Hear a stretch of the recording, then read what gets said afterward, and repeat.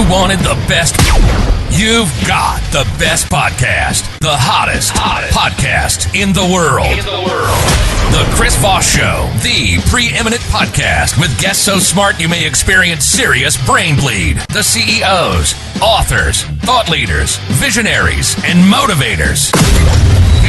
Get ready. Strap yourself in. Keep your hands, arms, and legs inside the vehicle at all times, because you're about to go on a monster education roller coaster with your brain. Now, here's your host, Chris Voss. Here's your host, the Chris Voss Show. There you go. The Iron Lady. What is she? She's kind of into my action there for the entrance of the show. Here, let's do this the right way. All right, honey, wait your turn. Jeez, the Iron Lady makes it official there when she sings the show.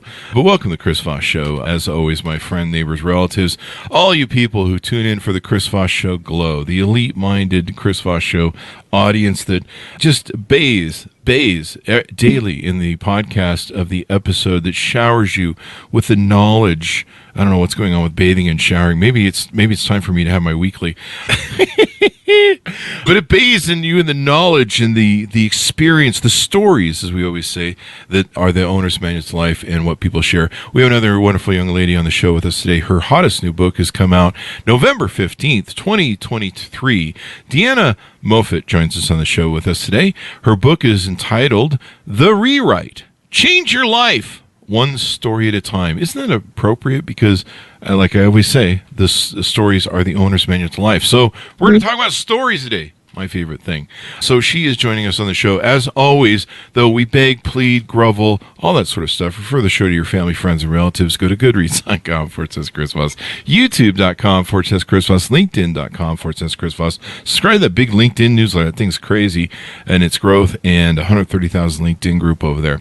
Deanna Moffitt is an accomplished speaker, coach, and author of the latest book we aforementioned. The word people use most to describe her is energizing, and that's what we love on the show. She has an eclectic background in project management, leadership development, improv comedy, and storytelling, along with, what is this, Qui-Gong? Do I pronounce that right? It's Qigong. Qigong. Okay, there you go. We'll find out what that is during the show. She isn't just a coach, she's a dynamic podcast guest as well. Welcome to the show, Deanna. How are you? I'm doing great, Chris. Thank you so much, my friend. You get an energy bolt just sitting here going through your whole intro. Yeah, it's great. We actually ship shockers out to our guests, and it sits in their chair, and we just give them electronic jolts every now and then. But it makes for a great show sometimes. Yeah, I'm a listener. I have mine in my car, so thank you so much. We did have one person have a seizure and go into full cardiac arrest, but they were great guests for the time that they were on. Anyway, that's a joke, people. I'm just kidding. That's dark. Give us your .com so we can find you on the interwebs. You can find me at my name, DeannaMoffitt.com. Lots of double letters in there, so don't skip them. There you go. 2 F's and 2 T's. And 2 N's in the first name. We just got them all over the place. There you go. People love to take the 2 S's on my last name and put on my first name. And that's after really? On the show, yeah. And never in my entire history of life have I ever met someone with Chris with 2 S's. Like, never. Maybe I should. Chris Cross? Wasn't it Chris Cross? He didn't have 2 S's? Christopher Cross? No, Chris Cross, not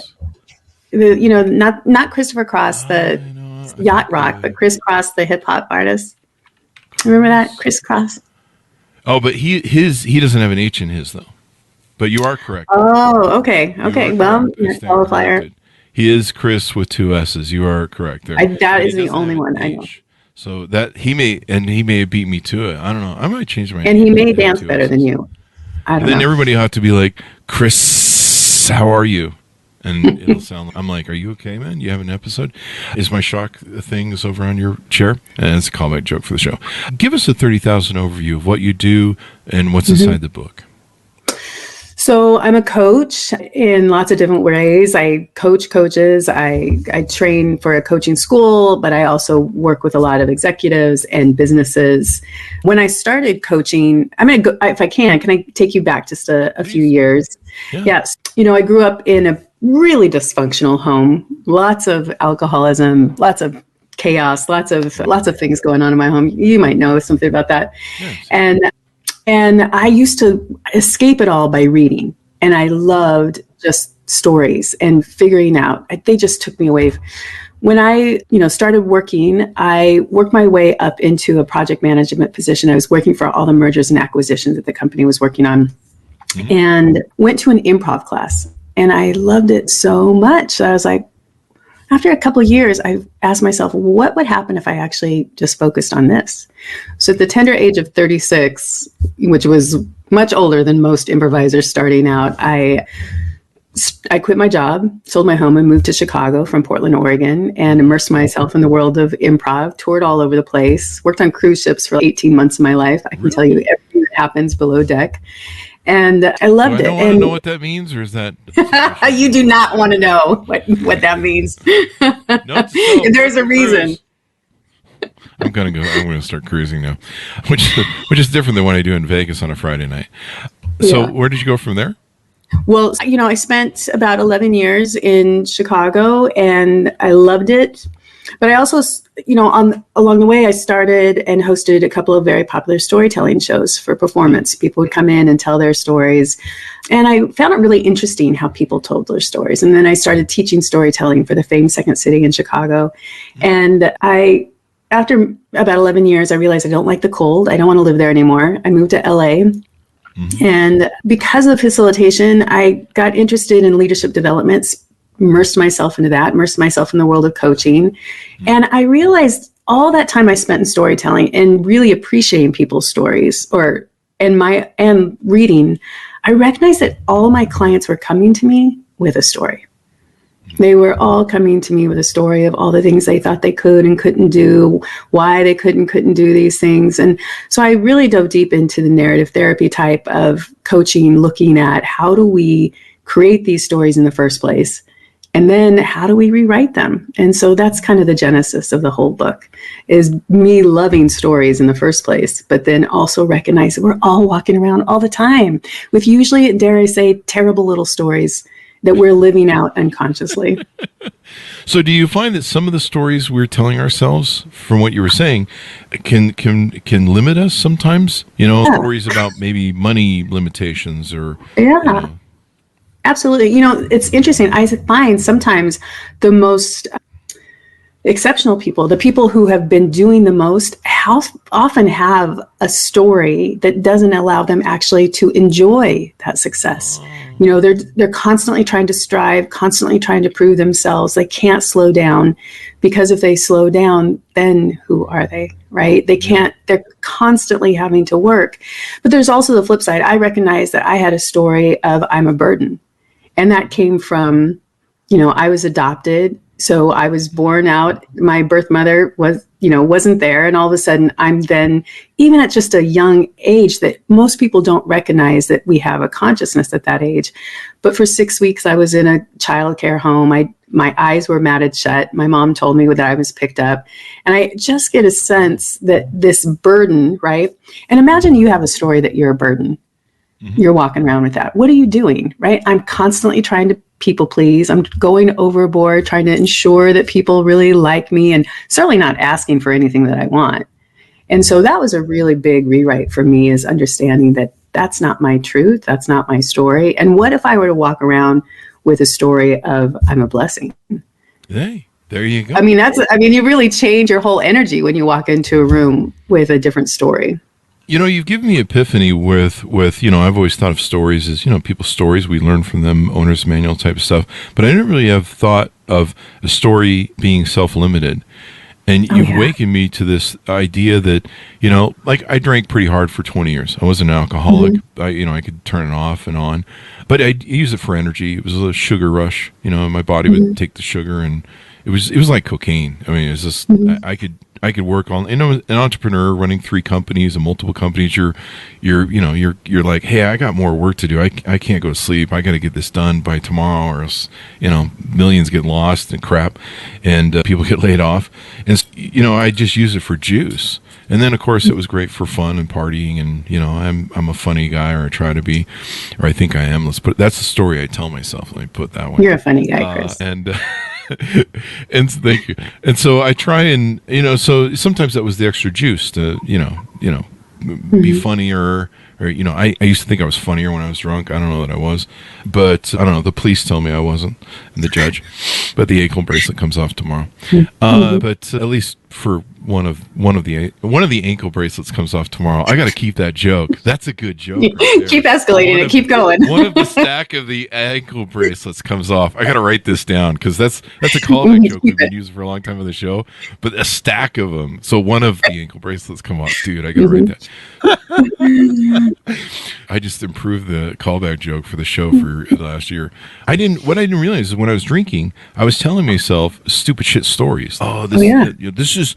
I don't have an addiction, which I didn't, but I was abusing it. I was abusing my body. But I was like, hey, this is my fuel. I need this to operate. I need this to go, the bullshit story. And you made me have an epiphany that there are probably a lot of things in life where we do that, where we have these stories where they're like bullshitting stories, where we're just bullshitting ourselves, conning ourselves, the reason I can't lose weight is because I'm big boned. I'm a husky person. Yeah.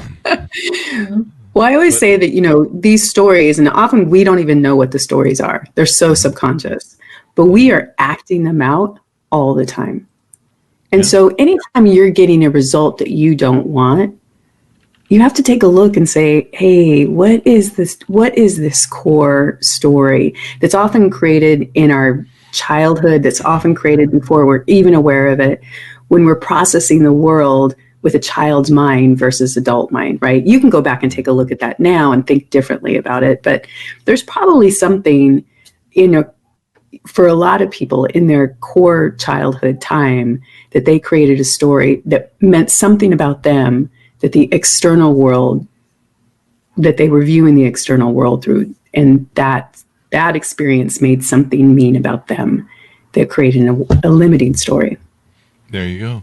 I've seen over the course of my life, I've dated for 35 years, and I've seen it both in men and women. I don't date men, but I've seen it over the course of the impact of people's lives. I mean, where I can sit and meet them, and I can tell you your childhood.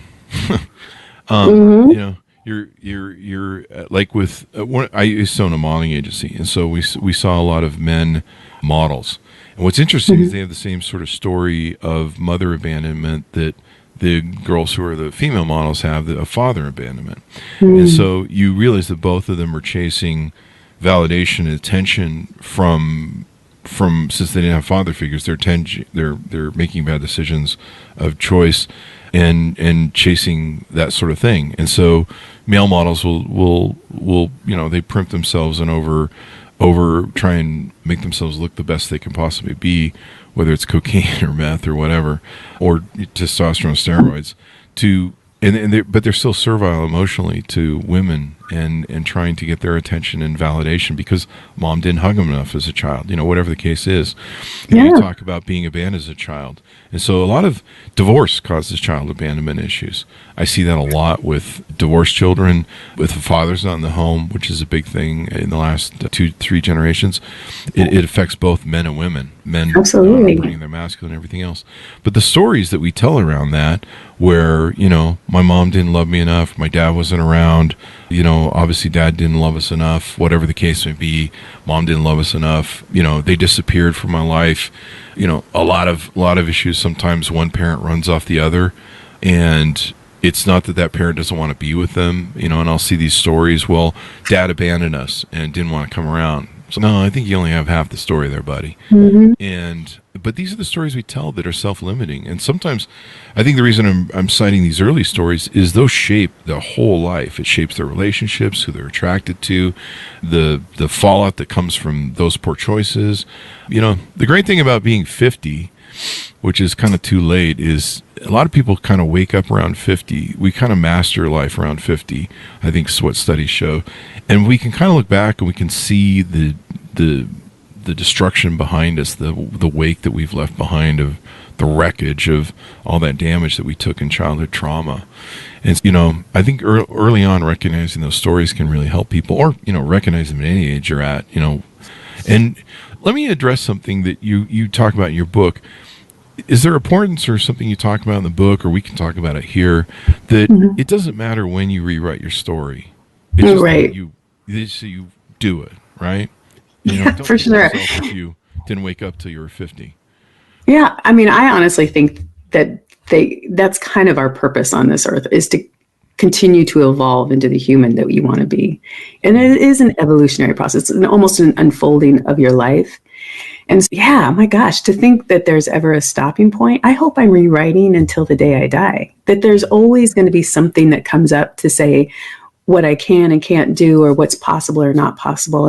And each one of those things that limit my ability to step into a life that I really want is a BS story. So let's take a look at that and see if I can create something new with that.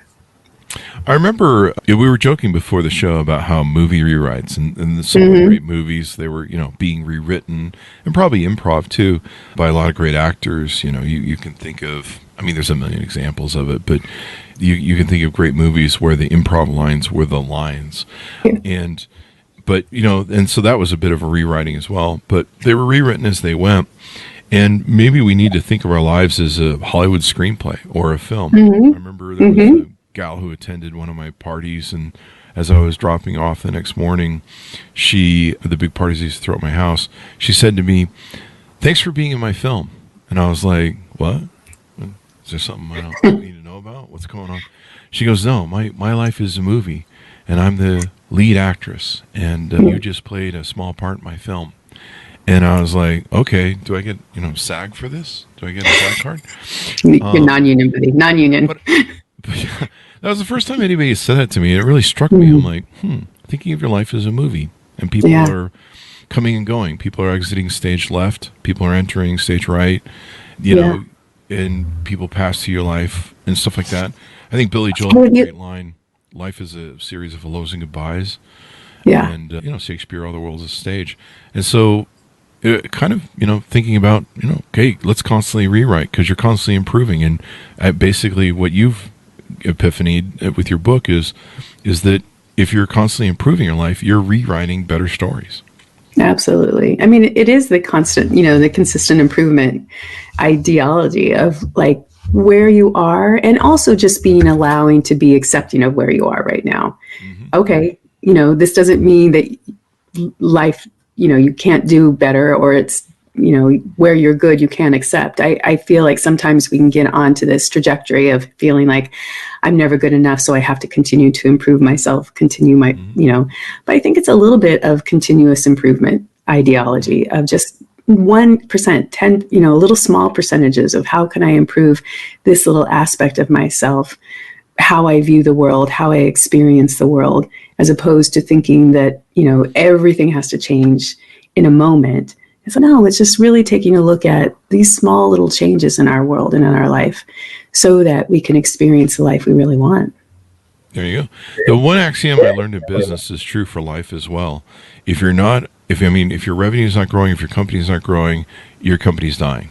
If you're stagnant. Right. And the same is true of life. If you're not growing, if you're not educating yourself, if you're not reading books, if you're not listening to the Chris Voss show, damn it, on every episode, and giving us 5 stars on iTunes, you're not growing. And plug. I used to think about when we'd see retirement ads and people just kicking back in hammocks, drinking their drinks. And I was like, no, we can't sell that message. What are we doing to ourselves? We got to keep our brains and bodies active by thinking about retirement can go into a death zone if we're not continuing our thought process, our thriving and growing and all of that. Most people, and it's data, most people pass away if they don't find something to do with themselves after retirement. They have to make themselves useful. And that's kind of how our biology in the universe works. I mean, it wants you to breed, it wants you to propagate the species and contribute to all the propagation of the species. And once you stop doing that, it's okay, we don't need you. We're going to check you out and bring in some more people. Yeah. That's just welcome to life. And I don't know if I buy into that, Chris, but okay. Okay. I think it's data and science, but it's right. It's one of it's why people are valued at a higher thing and live at their strongest at a younger age, because they're at the age to propagate the species. All right. As a 56-year-old woman with no kids, I'm not going to buy into that story, Chris. I'm a 55-year-old man with no kids. I know how that, anyway. Okay. But no, I mean our our biological imperative is to propagate the species. Now you can override it. That's what I did, and probably you did too. Yeah. I did it, from a logical sense, and said, I'm not doing this. But it did help that I had a vasectomy at 22. So otherwise, I'd have about 10 fucking kids. I'd be in a trailer home with a gun in my mouth. So one of the things you talk about is, and we've kind of alluded to it through here, but I think this is, we've alluded to a variety of stories you tell, but one of the things you talk about in the book is understanding your core false narrative. Yeah. Is there a core narrative that we're operating off of? Well, I think those are the stories that are either given to you or you create at a young age before you can really process your brain can really process and view the experiences. So these are those womb stories of I'm not enough, I'm not lovable, I'm a burden, I'll never be successful. And these are often given to us by caretakers that have their own terrible little stories, right? They're handing off to us. And from their experience handed down generationally, these stories can go on. And without an interrupter, without someone really taking a look and saying, wait a minute, what if I were to really look at this differently? What do I want my story to be? And I think that's a really powerful question is, what do I want my story to be? What do I want my story to be? Not have life tell it to me, not have it handed down. That leads me into my next question I have for you. Talk about this concept. This gives me an epiphany as well. The concept of your family handbook. Tell us what that is and what that means. Yeah, this comes from Margaret Gilmetti. She was one of the people I interviewed from the book. She has a book herself called Bravish, Overcoming Perfectionism. And in it, she recognized that she was the only female child in a family, and she was given a different handbook for living than her two brothers, a different set of expectations of how she was supposed to perform versus her brothers were supposed to perform. She was a really creative kid, really creative child, but creativity was only supported up until a point. That creativity was then transformed into, you got to get a job, you got to be successful, you got to climb up the ladder kind of energy. And she had let go of her creative sense for a lot of years. And I actually met her when she came to one of my storytelling classes at Second City.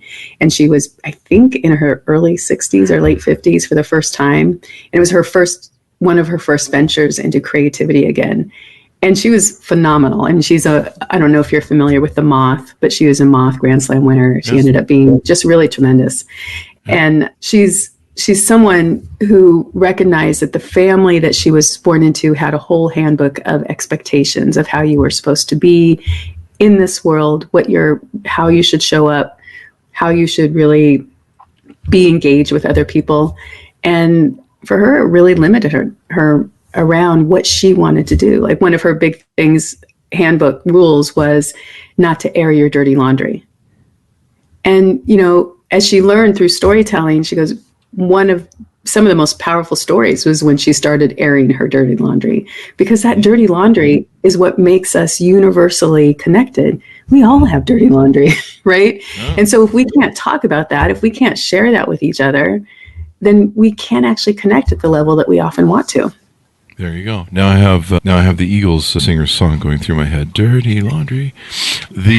But that's what makes us, right? Right. Stories and we're handed down, and I think we can't have shame or attach emotional values to those, or maybe we need to identify that we attach emotional alliances to those stories. Is that maybe part of the problem, that we not only have these stories, but we attach emotionality to them, where we feel them, and sometimes if they're repressive or limiting self-belief stories, they end up having an impact us in this way where we get stuck in the feeling of it. And maybe there's some people that, with trauma and damage and instability and, all the stuff that comes from that, to them that feels normal. If you grow up in a trauma-based childhood, I don't want to speak to your experience, but, many people that grow up in like an alcoholism sort of experience, that trauma becomes normal for them. And one of the problems they have is they go seek out relationships and scenarios of relationships, and even then they'll create the trauma if they can't find someone to deliver it, but then they'll feel normal. And they'll go through multiple relationships. I mean, this is what I see at 35. You know, you're just like, every relationship has been a crisis point and a drama point, and you're the main denominator here, eh?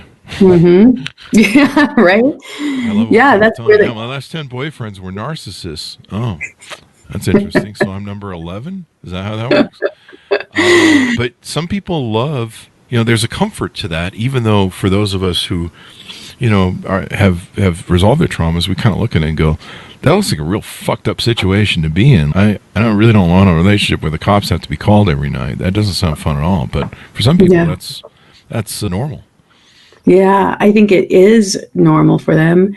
I don't know, I don't know that we love it. I think there is a desire to have something different, but they really don't know how, because they continue to live out those stories. And, that core story of I'm not enough or I'm not lovable, those can just drive terrible behaviors, just like what you're saying, like continuing to get into relationship after relationship with people who don't honor you, don't love you in a way, but you're stuck there because you either think, well, this is all I can ever get, this is enough for me, or I've got to continue to prove that I am lovable and I've got my best shot with this person. There you go.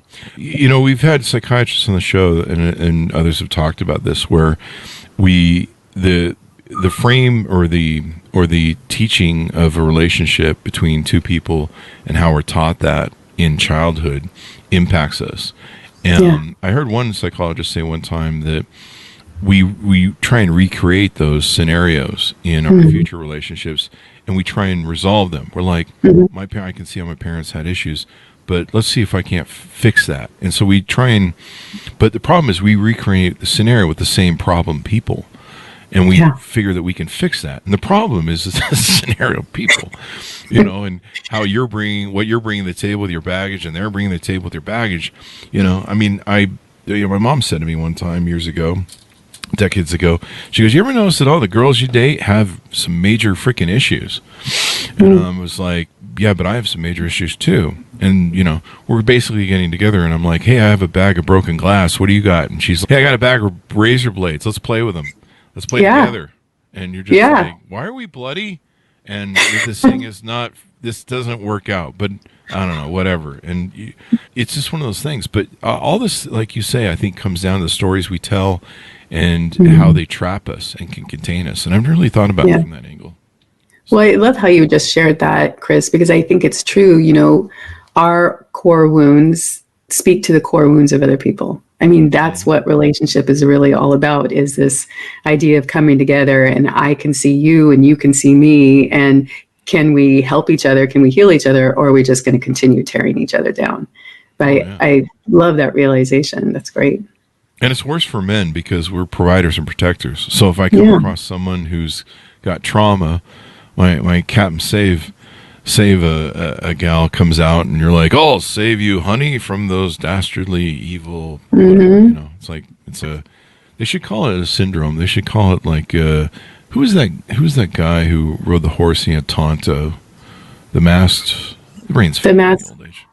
Who was that? Oh yeah, who was the guy? Yeah, he had the Lone Ranger. I think you're talking about. Yeah. The Lone Ranger sort of attitude. You're like, "Oh, I'll fix you," and I would start noticing that. Yeah, if I met somebody who had traumas, you would get a little extra turned on by it. And you're like, you know what? This is your trauma attracting other trauma, and you're like magnets. Those magnets that come together. Yeah. So well, I wonder, Chris, if it was. Don't do that. Yeah, I wonder if that part of you that wanted to be the Lone Ranger needed to be the savior. When you couldn't. Then you had to look at yourself, well, who am I if I can't do this for this person? This is who I think I am, and you can't do it. And that just goes against your own trauma right there again.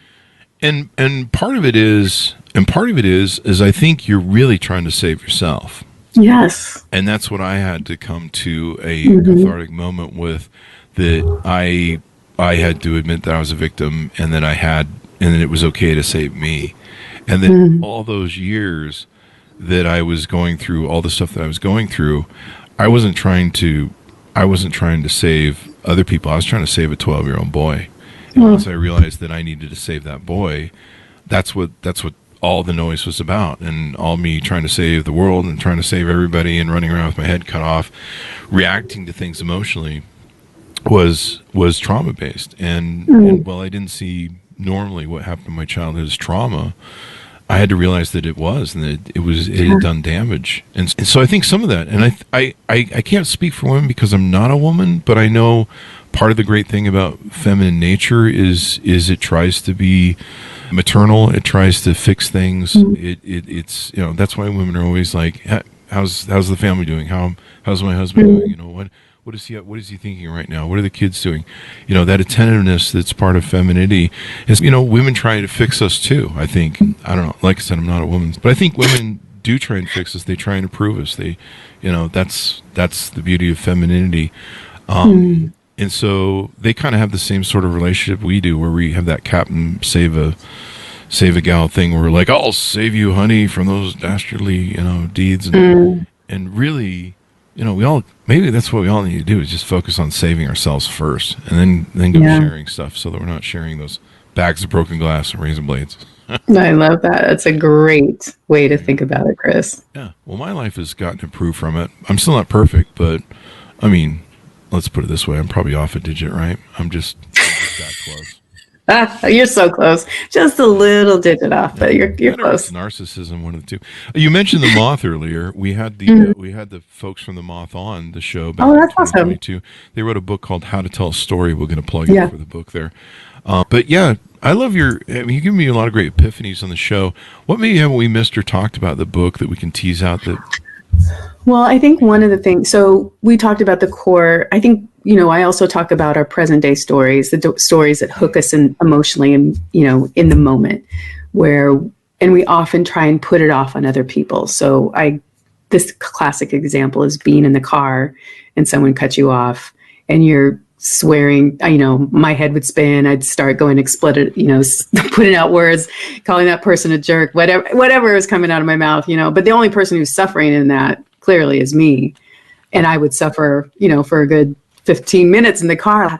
And I realized that I was telling myself a story. I didn't know what was really happening. And what would happen if I told myself a different story? I didn't know what story was going to be true. Truly, I don't know what story is true. So what if I tell myself a story like, oh, that person's probably late for the hospital, or their wife is about to have a baby, or, whatever. If I can give them some generosity as opposed to assuming the worst. It may be the worst, but the only person who's suffering in that version of the story is me. So that's those present day stories, those things that we get hooked around our kids, around our employees, around the work. We get into those states and we can't seem to get out of them because we are telling ourselves a story, whether we know it to be true or not, that creates suffering for ourselves. There you go. And then I talk about the future stories, the stories about who we want to be in the future. And a lot of us have no future story. We're kind of adrift. And I think a really strong future story for yourself is something that actually pulls you forward into a different life, a different experience, as opposed to having no story, or what I call the Stephen King effect of creating the most horrible stories for your future. People can catastrophize things that they don't know as a safety measure to keep us safe, as opposed to creating a really powerful future story. And I think, like the episode that you mentioned of, being in the car and being cut off in traffic and stuff like that, there were times where I would react I would just go nuclear over some things. And what a lot of people don't realize is you're reliving your trauma. And so it's probably part of your story that you're telling yourself, but sometimes it's subconscious, but you're feeling traumatized again by what someone has done to you. Maybe you don't, a lot of people that experience gaslighting, that grew up with gaslighting and being lied to or manipulated, or they have trauma from that in their life, usually from childhood, they don't react well to being gaslit. They don't react well to being manipulated, or feel like they're being manipulated. And sometimes that could be an apparition where you're not really being manipulated. Like the person in the car in traffic that cut you off isn't sitting around going, I'm going to fuck with Joe today. Yeah, And right? I know Joe's on the freeway. I'm going to just get in my car and drive down the freeway so I can just piss off Joe this morning. Mhm. And I know that if I just cut him off, I'm just going to ruin his day, and I'm going to trigger him, and he's just going to just, probably go ruin someone else's day too and pass it down. Yeah, being able to understand that until you resolve that trauma and square it up and do the work, especially with a psychiatrist, you're not going to you're reacting to that thing. I mean, I've had people react to something I'm doing with just the most extreme. You're like, you're doing this to screw with me, and I'm like, actually, no, I'm not. Right. I'm just sitting here breathing, and I don't know where this shit came out of left field, but I just go seek help. But, I mean, technically, those people are suffering from trauma, so they should get some help. But, you have to do the work. And you can't. That's the deal. This is your trauma. This is your little piece of shit you're carrying around. And it's time for you to flush it. So see a therapist. Yeah. Why? And a lot of people frame doing the work as really difficult or challenging, or they don't want to do it. And I just have a different perspective of, man, it is so freeing. Yeah, it can be a little hard to confront what you've been through, or what how you're in this moment. But there's so much more freedom when you can really take a look at yourself and own all of yourself, own all of your aspects of yourself. Man, there's something really powerful in that. I would love to do that, but I sold my soul to the devil a long time ago. That's how I got this podcast. Man, I hope you got a good deal on it. You got $7? Is that what you got? $7. Oh yeah, that's a good deal. Okay. Yeah. I got a podcast out of it and a book, and I don't know, whatever. Should have asked for more, but you could say you could work on your negotiation skills, but I mean, there you go. Yeah, that's possible. Tell us about what you do and how you do it. Your coaching services, and all the stuff that you have to offer on your website there. Yeah, I do all kinds of coaching. I really, in the personal level, I focus on helping people look at their stories and change their stories. So that's a big part of what I do. But I've never limited myself in the coaching. So I've done executive coaching. I coach small businesses at this stage. I coach other coaches. I teach for a coaching school. Truly, what I love the most is, and what I'm often known for, is just asking great questions. And those questions, I just know, are the lens with which you're going to experience the world. So when you can ask better questions, you really just have a better experience. So I really honed that. And so, man, if you want to really look at your life, come talk to me. I'll ask you some good questions. We'll see what happens from there. There you go. And sometimes you need to be outside of yourself and have someone help you, because like I can see a lot of problems with other people, but, seeing problems with me aren't that good. Mainly because I ignore them and don't care. I actually just kind of ride them out because, I don't know, the crazy's fun. Yeah. So is the drama. No. Whatever. I think my story was that for a few years where it was like, fuck it.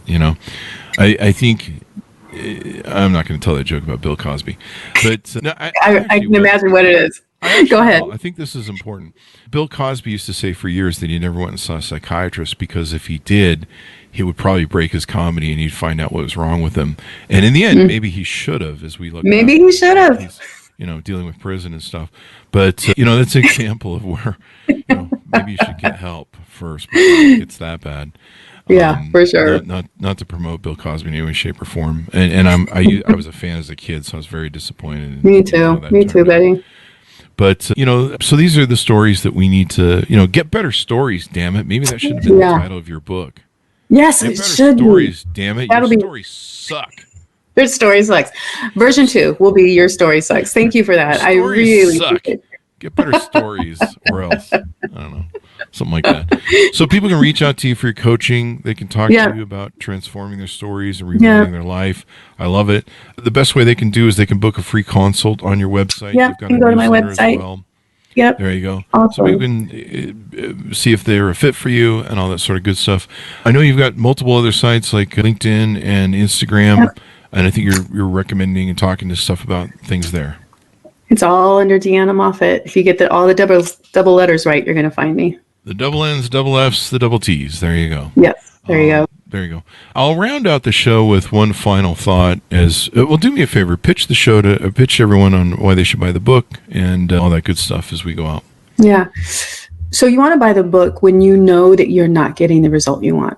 Through the book, I'm going to give you some questions. So it's not just a book. It's really a chance to see how I might question some of what's going on in your world. And it's inspiring. I've got tons of stories from other people who have done some rewriting of their own stories. And some of the stories are really fantastic. So come buy it. There you go. We were talking about, how resolving your trauma and not being triggered by, someone sliding you, someone cutting you off in traffic. Also, the important thing is to recognize why those triggers are happening is because you haven't resolved your trauma. But one of the things I love is Marcus Aurelius and Stoicism. And, now I look at things from a different lens than when I used to be triggered. Someone will gaslight me, politicians or whatever sort of tries selling me their bullshit. Religion would try and sell me their bullshit. I think I've talked a lot about growing up in a cult and trying to be brainwashed.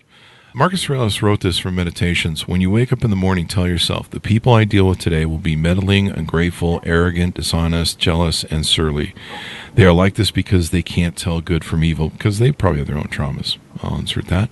But I have seen the beauty of good and the ugliness of evil, and recognized that the wrongdoer has a nature related to my own, not of the same blood and birth, but by the same mind, possessing a share of divine.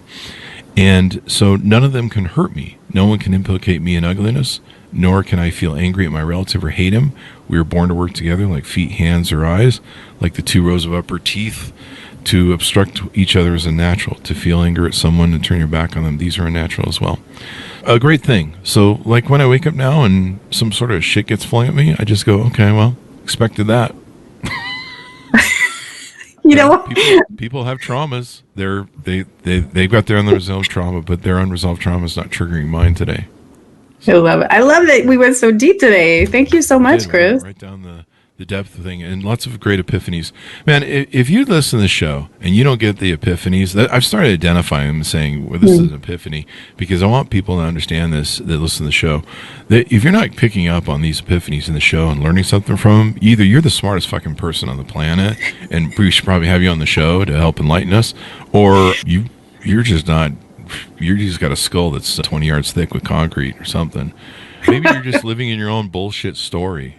That's probably true. That's really true. It's all the way around, doesn't it? Thank you very much for coming on the show, Deanna. We really appreciate it. Thank you, Chris. Absolute pleasure. Thank you.